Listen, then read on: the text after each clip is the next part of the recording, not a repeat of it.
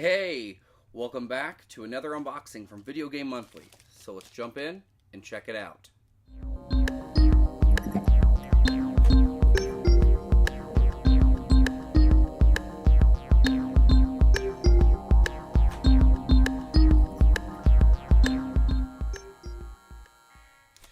So, I'm doing this a little late, and later in the month, with Thanksgiving and all that good stuff, just it's kind of hard to make one of these. But I've been anxiously waiting to see what I get inside. Now this is a very, very, very stuffed box. I don't know if you can kind of see that on camera. Look at that. The edge is bulging over quite a bit here. So we might have some really good stuff. So I'm going to open it up.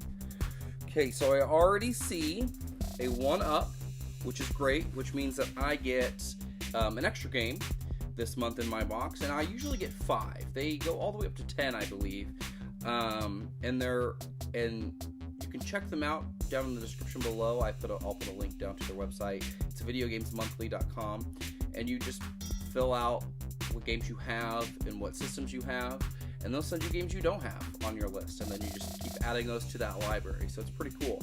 So I know I have at least 1 extra game in here, so I should have 6. This is there.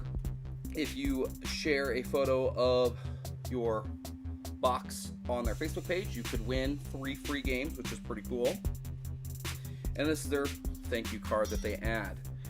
Now, what I see in here already, I see a sealed, maybe second party sealed, but a Mario DIY Nintendo DS game. That's pretty cool. I've never played this game before, so this makes me really excited. I haven't played my DS. I have a DS Lite, and I haven't played it in a long time, so maybe instead of playing it on the 3DS, I'll just jump back on my DS and play this. But this is really pretty cool. Yeah, it's in great shape. It looks like it's been sealed again. Maybe it's a really thick kind of sealing. It feels like there's a lot in there, so maybe it has a big booklet. It's got to have some weight to it. So I will show you guys it up close. You can kind of see the back, and you can see the blue label here shows the other kind of store that had it before, or where they got it from, maybe at a wholesaler or something like that. So that's pretty cool. So that's a definite really good one. Oh my goodness. Okay, so they now offer Japanese 64 games, which is super cool. I don't have one, but I still want the games.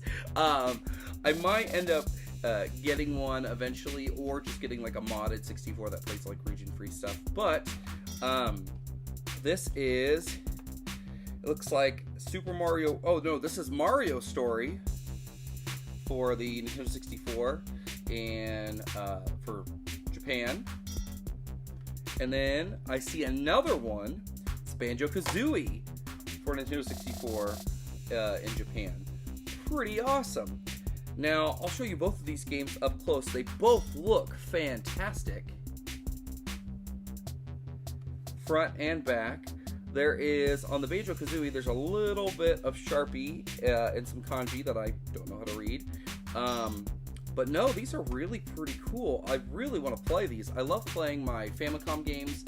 I have a Famicom and I have a Super Famicom, and I like playing those on the original hardware. I don't know why. It feels really, it feels like I'm getting that more immersion into it. I know it's easier to play it on like modded versions or things like that, because you don't have to worry about the power grid or anything, but it's really pretty cool to play these on original hardware. So yeah, and these have some weight to them. I don't know, like in comparison to some, maybe about the same, but man, they feel pretty sturdy. All right, set these off to the side. Now I do see a GameCube version of Naruto Clash of the Ninja 2 for again the GameCube, and I love the Naruto games. I was really disappointed with Naruto to Boruto Shinobi Strikers. There's no story. I got it for the PS4, and I even bought like the deluxe edition that came with all the DLC, and I was just really disappointed. It's just all online 4-on-4 teams, which I get, which is really cool, but that gets really kind of tiring really fast. There's not really a good leveling up system. It's all based on your experience in the fights and your gear.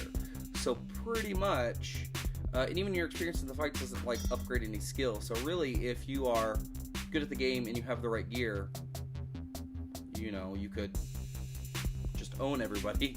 Not just so much if you played it a long time, you could gain stats that would, you know, give you an edge or anything like that. It's really just your playing and your gear, which I guess it kind of helps balance it out. But I don't know, there's no story to it. But that's why I like these, because they retell a lot of the stories, and you just kind of get to do the fights.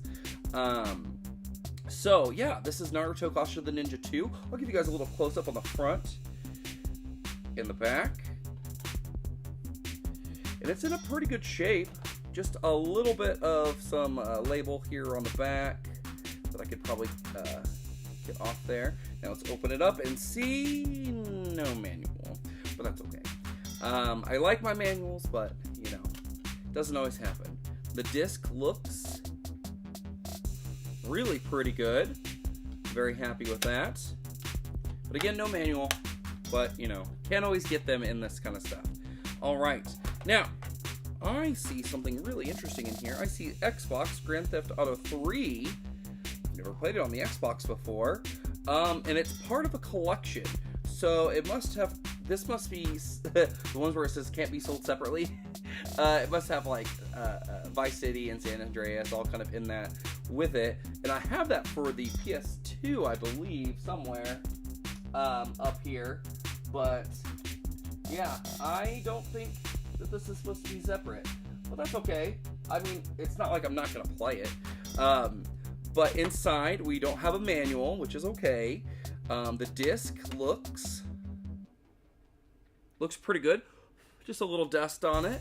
But yeah, this is the Xbox version of the Grand Theft Auto 3, and it says the Xbox collection, so I'm assuming this is one of the collection that came out on the Xbox. So there are some labels on here that have been kind of taken off crudely, but not too bad a shape though. Case is pretty good. Oh man, this is kind of taking me back. Okay, so before I show you this game, back in the, I guess, when did this come out? I want to hide it from you guys for a second. So when did you come out? So back in like the early 2000s, it was really, really popular to have like, well, really in any decade, it was really popular to have a lot of these kind of superhero shows. Some of them were really good. Some of them were not. So, one live-action show that was an original property, I believe, was James Cameron's Dark Angel with Jessica Alba. And if you don't know who Jessica Alba is, that's okay. Because this was kind of her first outing. And then she did some movies, and then she was in the Fantastic Four movies, the original two, not the Fantastic Four with the four in there and the awfulness.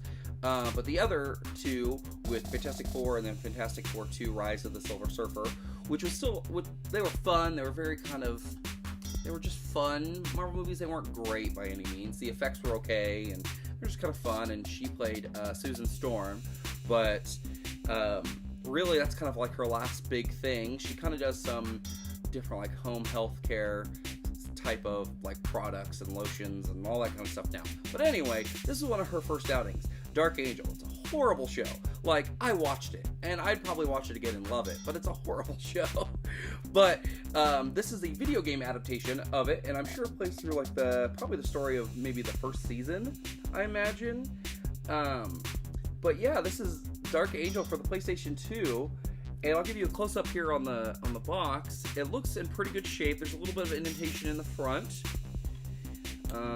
and a couple little scuffs here on the back. But yeah, this is interesting. I might give it a whirl here soon. This might be one that I show people, not just me by myself. If we're all gonna suffer, if I have to suffer through it, I'm gonna make more people suffer through it. But inside, I do see a manual, which is pretty awesome. Color manual. Has some of the inserts in there too. And let's look at the disc. The disc looks very nice. It actually looks like it's never been played. Who would have thought this would have never been played? But yeah. Oh, I actually see one more thing. It is a Video Game Monthly pin. A little pin that you can like clip on stuff. That's pretty cool. It's one that they haven't done before. They've done like pins that you write with, and bottle openers, sunglasses, things like that, like bracelets. They kind of throw in a little something in there that has their branding on it, which is pretty cool, with Floyd, their mascot. That's pretty awesome. So let's kind of do a quick recap of these games. The first game that we looked at was WarioWare DIY for the Nintendo DS. Very excited to play this. Then we had two Nintendo 64, Japan Nintendo 64 games. We have Mario Story and Banjo-Kazooie. And then we had Naruto Clash of the Ninja 2 for the Nintendo GameCube. Grand Theft Auto 3 for the original Xbox, part of the Xbox collection. I'm going to do some digging on there and see if I can find the others that go with this, and maybe the box that comes with it. And then we have James Cameron's Dark Angel for the PlayStation 2. Kind of curious to how it plays. The little pictures on the back don't make it look very good, but I'm sure it'll be interesting nonetheless. But yeah, if you like this video, go ahead and give it a like. If you want to see more content from me, go ahead and hit that subscribe button, and even hit that bell to be notified when I upload another video. But thank you guys for watching, and I'll catch you later. Bye-bye.